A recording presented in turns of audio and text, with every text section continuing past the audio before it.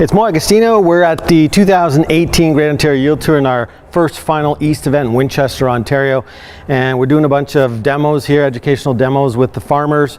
This is our expert tip of the day series, and I have Missy Bauer here from B&M Crop Consulting out of Coldwater, Michigan. Missy, today your demo is titled the Corn Planter Pit Stop. What are you going to show the folks today?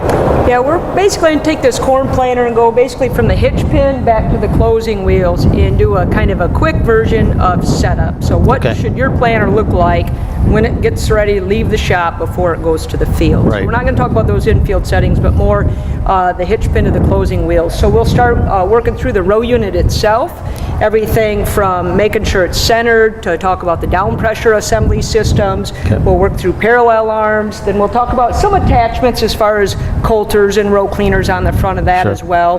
And then we'll get into the depth gauge wheels. The depth gauge wheels tend to be a problem on the majority of the planters out there where they just won't stay tight enough. Oh, I see. And then after that, we'll talk about the seed disc and kind of the importance of them and making sure they're set right. I mean, that's the main part of making your V trench. So if we don't have things set right or they're too small in diameter, we're going to have a lot of problems trying to make that good V trench. So we'll talk a little bit about that. And then we'll talk about the seed tubes and the guards and then the closing system as we finish out the planter. So it's basically a checklist at the end of this that you're going to get, that when your planter's sitting in the shop, start from the hitch pin, go back to the closing wheels, and make sure all these things are set before you ever head to the field. Looking forward to it. Thank you.